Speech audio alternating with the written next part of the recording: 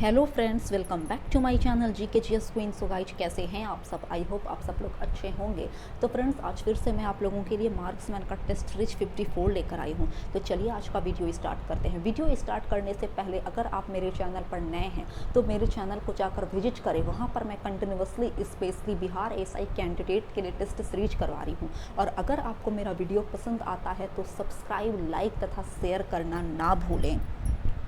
आप मुझे इंस्टाग्राम पर भी फॉलो कर सकते हैं, जिसका लिंक डिस्क्रिप्शन बॉक्स में आपको मिल जाएगा। For PDF and latest update आप मुझसे टेलीग्राम चैनल के साथ भी जुड़ सकते हैं और उसका लिंक भी आपको डिस्क्रिप्शन बॉक्स में मिलेगा। तो चलिए आज का वीडियो स्टार्ट करते हैं। क्वेश्चन नंबर फर्स्ट है कि निम्नलिखित कथनों में से भारत में आय कर के संबंध में कौन सा कथन सत्य है? तो it's correct answer is option number B, यानी केवल फर्स्ट और सेकेंड। आयकर एक प्रगतिशील कर है, साथ ही आयकर एक प्रत्यक्ष कर भी है। बट थर्ड और फोर्थ यहाँ पर गलत है। थर्ड है कि यह राज्य सरकार द्वारा एकत्रित किया जाता है। जी नहीं, यह राज्य सरकार नहीं बल्कि केंद्र सरकार द्वारा आयकर को एकत्रित किया जाता है। फोर्थ है कि यह एक आनुपातिक कर है। नहीं फ्रेंड, आयकर एक आनुपातिक कर नहीं है। नेक्स्ट है कि निम्नलिखित में से किस कर का आरोपण केंद्र सरकार करता है किंतु संग्रह और विनियोजन राज्य सरकार करते हैं? तो इसका correct answer option number A हो जाएगा, यानी स्टाम्प शुल्क। नेक्स्ट यहाँ पर क्वेश्चन नंबर थर्ड में आप असर्शन और रीजन देख सकते हैं, पढ़िए आप इसे। इसका करेक्ट आंसर है फ्रेंड ऑप्शन नंबर सी, यानी ए तो सही है बट आर गलत है। कथन कह रहा है कि भारत में केंद्र सरकार के बजट में राजकोषीय घाटे का एक इतिहास रहा है। बिल्कुल सही बात है, बट कारण यहाँ पर गलत हो रहे हैं। नेक्स्ट क्वेश्चन नंबर फोर्थ है कि निम्नलिखित में से कौन सा युग्म सही सुमेलित है? तो ऑप्शन नंबर डी, यानी आयात कोटा जो है ना, वो भौतिक नियंत्रण का प्रभावी उपाय है। नेक्स्ट फिफ्थ है कि निम्नलिखित आय के साधनों की जोड़ी में से कौन सी केवल संघीय सरकार के लिए होती है? तो ऑप्शन नंबर सी, यानी सीमा शुल्क और निगम कर। नेक्स्ट है कि भारत में निम्न में से प्रत्यक्ष कर कौन सा नहीं है? तो बिक्री कर। बिक्री कर जो होता है यानी सेल टैक्स, वो एक अप्रत्यक्ष कर होता है। अब देखिए, अप्रत्यक्ष कर किसे कहते हैं? तो वैसा टैक्स जो अप्रत्यक्ष रूप से सरकार तक पहुंचता है उसी को ही अप्रत्यक्ष कर कहा जाता है। नेक्स्ट है कि भारत सरकार के किस वर्ष के बजट में न्यूनतम वैकल्पिक कर यानी मैट का समावेश किया गया था? तो 1996 टू 1997 में। नेक्स्ट, मोड वेट संबंधित है ऑप्शन बी, मूल्य वर्धित कर यानी वैट से। नेक्स्ट, संशोधित मूल्य वर्धित कर का संबंध है ऑप्शन डी इज करेक्ट, उत्पाद कर से। नेक्स्ट, निम्नलिखित में से कौन सी मूल्य आधारित कर यानी वैल्यू एडेड टैक्स की विशेषता नहीं है? यहाँ पर आप देख सकते हैं कि इसकी तीनों विशेषता है ए, बी और सी, बट यहाँ पर इसका correct answer option number D हो जाएगा, क्योंकि डी जो है वो वैल्यू एडेड टैक्स की विशेषता नहीं है। वैल्यू एडेड टैक्स की अगर बात करें तो यह वह बिंदु लक्ष्य आधारित पर प्रणाली है। यह उत्पादन या वितरण श्रृंखला में लेन देन के हर चरण में हुए मूल्य संवर्धन पर लगाया गया टैक्स है तथा यह वस्तुओं तथा सेवाओं के अंतिम उपभोग पर ऑन द फाइनल कंजम्पशन लगाया गया टैक्स है, जिसका वहन अंततः उपभोक्ताओं को करना पड़ता है। नेक्स्ट है कि मूल्य वर्धित टैक्स यानी वैट लगाया जाता है उत्पादन के अंतिम बिक्री तक प्रत्येक स्तर पर। नेक्स्ट, सेन वैट का संबंध है केंद्रीय उत्पादन शुल्क से। नेक्स्ट है कि संपदा कर भारत में पहली बार किस वर्ष लागू किया गया? तो 1957 ईस्वी में। नेक्स्ट, यहाँ पर आप मैच द फॉलोइंग देख सकते हैं। सूची 1 में समितियाँ दी गई हैं और उस सूची 2 में उसकी अध्यक्षता किसने की थी? तो उसका दिया हुआ है, ऑप्शन बी यहाँ पर करेक्ट हो जाएगा। आप बैक कर देख लीजिएगा। नेक्स्ट, संघीय सरकार के बजटों में राजकोषीय घाटे के बड़े भाग की पूर्ति की जाती है घरेलू उधारों से। तो चलिए 16th है कि भारत में सबसे पहले किस राज्य में मूल्य वर्धित कर लागू हुआ था? तो उस राज्य का नाम है हरियाणा। नेक्स्ट, किस राज्य या केंद्र शासित प्रदेश में बिक्री कर लागू नहीं है? तो अंडमान और निकोबार तथा लक्षद्वीप में। नेक्स्ट है कि निम्नलिखित कथनों पर विचार कीजिए, कौन से कथन सही हैं? तो ऑप्शन नंबर बी, यानी केवल सेकंड सही है कि प्रत्यक्ष तथा अप्रत्यक्ष करों से संबंधित केलकर समिति की द्वितीय रिपोर्ट ने गृह निर्माण ऋण से संबंधित छूटों की समाप्ति सहित अपनी प्रारंभिक सिफारिशें कायम रखी है। बिल्कुल सही बात है। फर्स्ट है कि ग्लोबल ट्रस्ट बैंक का पंजाब नेशनल बैंक में समामेलन किया गया। बिल्कुल गलत बात है। ग्लोबल ट्रस्ट बैंक को पंजाब नेशनल बैंक में नहीं बल्कि ओरिएंटल बैंक ऑफ कॉमर्स में मिलाया गया है। तो चलिए 19th की बात हम लोग कर लें कि राष्ट्रीय निवेश निधि के जिसमें विनिवेश प्राप्तियां पहुंचती हैं संदर्भ में निम्नलिखित कथनों पर विचार कीजिए। अब पढ़िए इसे। इसका जो करेक्ट आंसर हो जाएगा फ्रेंड वो ऑप्शन नंबर सी हो जाएगा, यानी थर्ड और फोर्थ। तो चलिए क्वेश्चन नंबर 20 है। यहाँ पर कथन और कारण दिया हुआ है और इसका correct answer option number A है, यानी कथन और कारण दोनों सही और ये दूसरे की पुष्टि भी कर रहे हैं। कथन यहाँ पर दिया हुआ है कि हीनार्थ प्रबंधन से मुद्रास्फीति होती है क्योंकि इससे मुद्रा की आपूर्ति वस्तुओं एवं सेवाओं की तुलना में अधिक हो जाती है। नेक्स्ट है कि घाटे की वित्त व्यवस्था में व्यय और राजस्व का अंतर अतिरिक्त कागजी मुद्रा छाप कर पाटते हैं। इस युक्ति का उद्देश्य आर्थिक विकास है, परंतु यदि यह विफल हुई तो इससे स्थिति उत्पन्न होती है ऑप्शन डी, यानी मुद्रास्फीति की। नेक्स्ट, निम्न में से कौन सा कर खरीदारों के लिए प्रत्यक्ष रूप से वस्तुओं के मूल्यों की वृद्धि नहीं करता है? तो आय कर। नेक्स्ट, आयात एवं निर्यात पर लगाए जाने वाले कर को किस नाम से जाना जाता है? तो सीमा कर कहते हैं। नेक्स्ट, निम्न में से प्रत्यक्ष कर कौन सा है? तो आय कर एक प्रत्यक्ष कर है। नेक्स्ट, उत्पाद शुल्क क्या है? तो उत्पाद शुल्क एक अप्रत्यक्ष कर है। नेक्स्ट, निम्न में से कौन अप्रत्यक्ष कर है? तो ऑप्शन नंबर ए, यानी बिक्री कर जो सेल्स टैक्स होता है वो एक अप्रत्यक्ष कर है। नेक्स्ट, निम्नलिखित करों पर विचार कीजिए, कौन से कर अप्रत्यक्ष कर हैं? तो सेकंड और फोर्थ, यानी सीमा शुल्क और उत्पाद शुल्क एक अप्रत्यक्ष कर है, जबकि निगम कर और संपत्ति कर ये दोनों प्रत्यक्ष हैं। नेक्स्ट, निम्न में से कौन सा कर प्रत्यक्ष कर नहीं है? तो ऑप्शन नंबर सी, यानी बिक्री कर प्रत्यक्ष कर नहीं है। नेक्स्ट, निम्नलिखित कथनों पर विचार कीजिए, उपयुक्त में से कौन से प्रत्यक्ष कर हैं? तो ऑप्शन नंबर डी, सब के सब प्रत्यक्ष कर हैं। नेक्स्ट, चलैया समिति का संबंध है प्रत्यक्ष और अप्रत्यक्ष कर में सुधार लाने के लिए। नेक्स्ट, आय कर अधिनियम की धारा 88 के अंतर्गत कर छूटों को समाप्त करने की अनुशंसा किस कमेटी ने की थी? तो उस कमेटी का नाम था विजय केलकर कमेटी।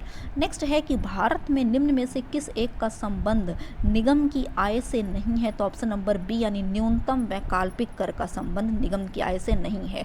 नेक्स्ट, निम्न में से कौन सा कर केंद्र सरकार नहीं लगाती है? तो मनोरंजन कर या केंद्र सरकार द्वारा नहीं लगाया जाता है। नेक्स्ट, निम्नलिखित करों में से राज्य सरकारों द्वारा कौन सा कर नहीं लगाया जाता है? तो निगम कर। नेक्स्ट, संघीय बजट में राजकोषीय घाटे का अर्थ है बजट घाटे और आंतरिक तथा बाह्य ऋणादान में निबल वृद्धि का योग। नेक्स्ट है कि भारत सरकार की राजकोषीय नीति का निम्न में से कौन सा एक उद्देश्य नहीं है? तो अंतर्राज्यीय व्यापार का नियमन।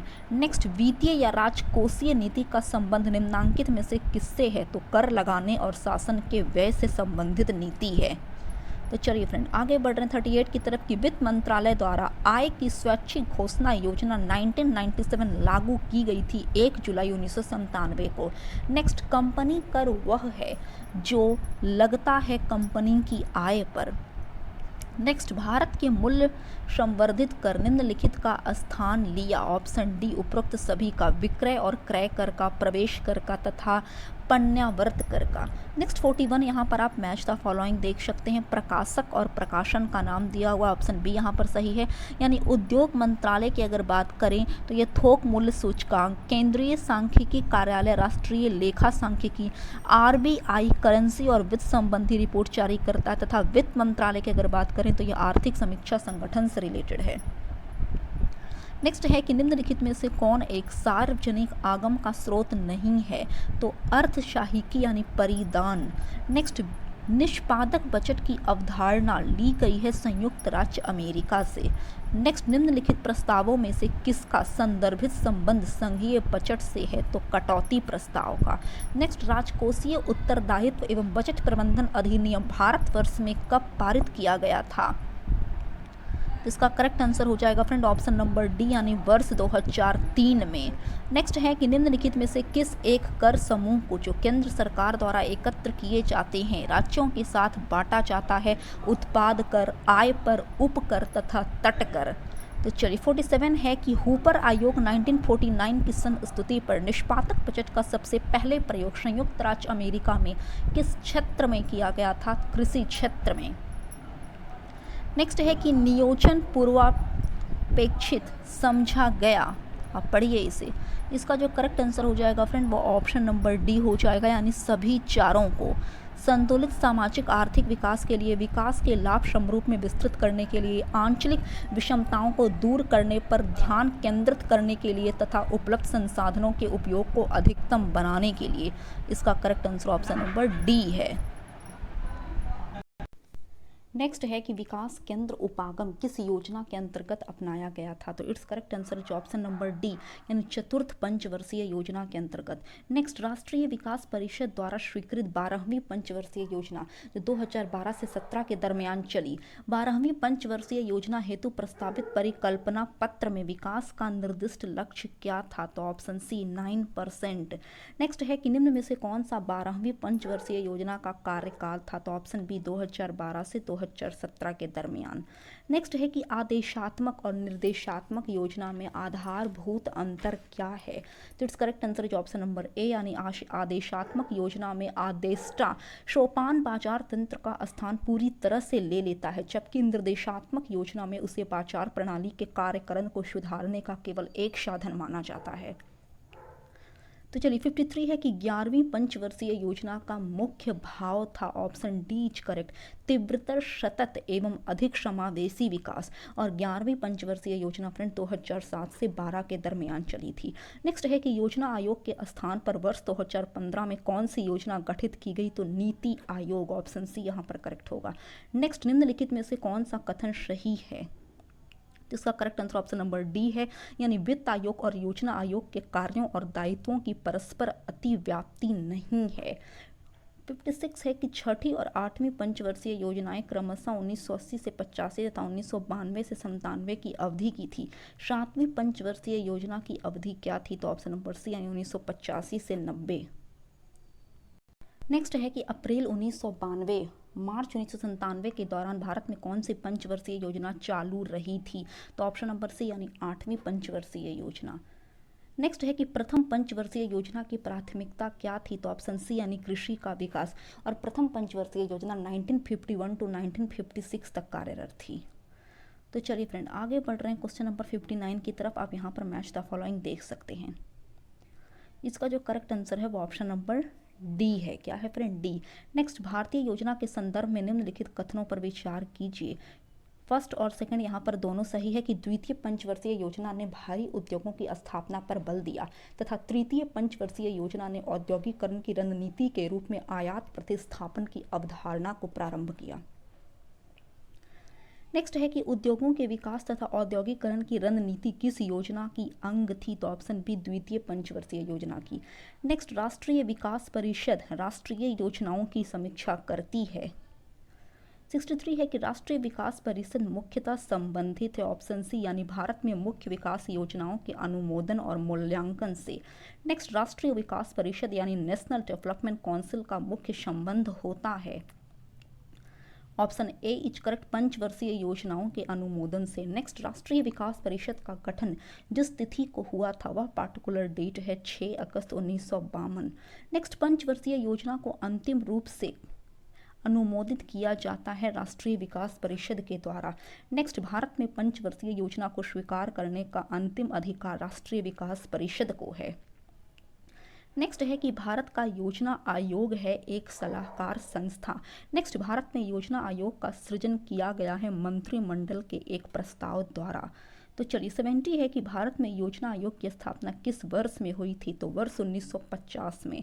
नेक्स्ट, भारत के योजना आयोग के संबंध में निम्नलिखित में से कौन से कथन सही हैं, तो ऑप्शन नंबर डी, यानी उपरोक्त सभी कथन सही हैं। नेक्स्ट, भारतीय पंचवर्षीय योजना का प्रमुख मोटो क्या था, स्वावलंबन एवं विदेशी सहायता पर निर्भरता कम करना। नेक्स्ट 73 है कि भारत में अनवरत योजना किस वर्ष में कार्यशील थी, तो ऑप्शन नंबर बी, यह 1978 से 79 के दरमियान कार्यशील थी। नेक्स्ट, निर्धारित अवधि से एक वर्ष पूर्व समाप्त होने वाली पंचवर्षीय योजना है पंचम पंचवर्षीय योजना। नेक्स्ट, पिछड़े देशों के लिए रोलिंग प्लान का सुझाव किसके द्वारा दिया गया था, जी मिर्डल द्वारा। नेक्स्ट है कि राष्ट्रीय नियोजन में रोलिंग प्लान की अवधारणा लागू की गई थी जनता सरकार के द्वारा। नेक्स्ट, किस पंचवर्षीय योजना के दौरान आपातकाल लगाया गया था? नए चुनाव हुए थे और जनता पार्टी चुनी गई थी, तो 5वीं पंचवर्षीय योजना में। नेक्स्ट है कि 20 सूत्रीय आर्थिक कार्यक्रम सर्वप्रथम किस वर्ष प्रारंभ किया गया था? तो वर्ष 1975 में। नेक्स्ट, योजना में कोर सेक्टर का तात्पर्य है चयनित आधारभूत उद्योग। नेक्स्ट, भारत में 90 के दशक में औद्योगिक क्षेत्र में आयोजना प्रक्रिया ने पूर्व काल की आयोजना प्रक्रिया की तुलना में अपेक्षाकृत कम महत्वपूर्ण स्थान ग्रहण किए। इस विषय में निम्नलिखित में से कौन से कथन सही नहीं हैं? तो ऑप्शन ए, ऑप्शन बी, ये दोनों सही है। ऑप्शन सी भी सही है, बट ऑप्शन डी यहाँ पर सही नहीं है, यानी इसका correct answer option number D हो जाएगा। तो चलिए, 81 है कि आर्थिक नियोजन एक विषय है समवर्ती सूची में। तो चलिए 82 की तरफ हम लोग पढ़ रहे हैं फ्रेंड, कि भारत में योजना के आरंभ से किसी भी पंचवर्षीय योजना में अनाच्छादित कुल वर्षों की संख्या है ऑप्शन बी, यानी 7। तो चलिए फ्रेंड, 83 है कि योजना अवकाश की अवधि का संबंध है।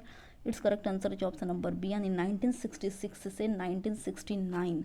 तो चलिए 84 है कि पंचवर्षीय योजनाओं की तुलना में 8वीं पंचवर्षीय योजना में मुख्य परिवर्तन था लोक क्षेत्रक के परिव्यय में प्रभुत्व कमी। नेक्स्ट 85 है कि निम्नलिखित में से किस पंचवर्षीय योजना में मानव विकास को सारे विकास प्रयासों का सार तत्व माना गया है? तो ऑप्शन डी, 8वीं पंचवर्षीय योजना में। नेक्स्ट, 7वीं योजना में IRDP के अंतर्गत रणनीति अपनाई गई थी संपूर्ण परिवार का अंगीकरण। नेक्स्ट है कि भारत में स्वपोषित विकास का उद्देश्य सर्वप्रथम अपनाया गया चतुर्थ पंचवर्षीय योजना में। नेक्स्ट, भारतीय रिजर्व बैंक द्वारा नकद कोष अनुपात में वृद्धि से अर्थव्यवस्था में मौद्रिक तरलता में कमी आती है। नेक्स्ट, 7वीं पंचवर्षीय योजना का प्रमुख नारा था भोजन, काम और उत्पादकता। तो चलिए 90 है कि भोजन, काम और उत्पादकता का नारा निम्नांकित में दिया गया था। तो ऑप्शन ए, 7वीं पंचवर्षीय योजना में। नेक्स्ट, 11वीं पंचवर्षीय योजना में अधिकतम राशि आवंटित की गई थी सामाजिक सेवा के लिए। नेक्स्ट, 10वीं पंचवर्षीय योजना का काल था 2002 से 7 के दरमियान। नेक्स्ट है कि 11वीं पंचवर्षीय योजना का उद्देश्य था समावेशी आर्थिक वृद्धि। नेक्स्ट, शिक्षा क्षेत्र के लिए 11वीं पंचवर्षीय योजना की विषय वस्तु यानी थीम क्या थी? अनिवार्य प्रारंभिक शिक्षा। नेक्स्ट, भारत में योजना का प्रारंभ वास्तव में द्वितीय पंचवर्षीय योजना से हुआ। भारतीय योजना के वास्तुकार थे PC महालनोबिस। नेक्स्ट है कि निम्न में से कौन से कथन सही हैं? तो ऑप्शन नंबर डी, यानी उपरोक्त सभी। योजना आयोग के स्थान पर नीति आयोग ने अपना स्थान ले लिया है। नीति आयोग का अध्यक्ष PM होता है। नीति आयोग के पहले अध्यक्ष अरविंद पनगड़िया थे। तो चलिए 96 के बाद हम लोग एंट्री कर रहे हैं फ्रेंड 97 में, कि योजना पत्रिका का प्रकाशन कहाँ से होता है? तो ऑप्शन सी, यानी प्रकाशन विभाग द्वारा किया जाता है। तो चलिए 98 की तरफ हम लोग पढ़ रहे हैं कि भारत का औद्योगिक वित्त निगम किस रूप में कार्य करता है? तो ऑप्शन बी, एक विकास बैंक के रूप में। नेक्स्ट, निम्नलिखित पर ध्यान दीजिए। तो इट्स करेक्ट आंसर है ऑप्शन नंबर ए, यानी अरेंज किया गया है यहाँ पर। भारत का औद्योगिक वित्त निगम यानी IFCI की स्थापना 1948 में हुई। ठीक है, उसके बाद भारत का औद्योगिक ऋणादान और निवेश निगम यानी ICICI की स्थापना 1955 में हुई। उसके बाद यूनिट ट्रस्ट ऑफ इंडिया यानी UTI की स्थापना फरवरी 1964 में हुई। और लास्ट पोजीशन पर यहाँ पर भारतीय औद्योगिक विकास बैंक यानी IDBI आ रहा है, जिसको स्थापित किया गया जुलाई 1964 में। तो चलिए फ्रेंड, लास्ट क्वेश्चन नंबर 100 है कि भारत की निम्नलिखित वित्तीय संस्थानों पर विचार कीजिए। इस संस्थानों की स्थापना का सही कालक्रम है ऑप्शन नंबर ए, यानी फर्स्ट, सेकंड, थर्ड और फोर्थ। फर्स्ट की अगर बात करते हैं, यानी IFCI को 1948 में स्थापित किया गया, ICICI को 1955 में, IDBI को जुलाई 1964 में। अगर नाबार्ड की बात करें तो इसकी स्थापना जुलाई 1982 में यानी 1982 में हुई। तो चलिए फ्रेंड, मिलते हैं कल एक नए वीडियो के साथ। तब तक के लिए बने रहिए हमारे इस यूट्यूब चैनल के साथ। जय हिंद, जय भारत।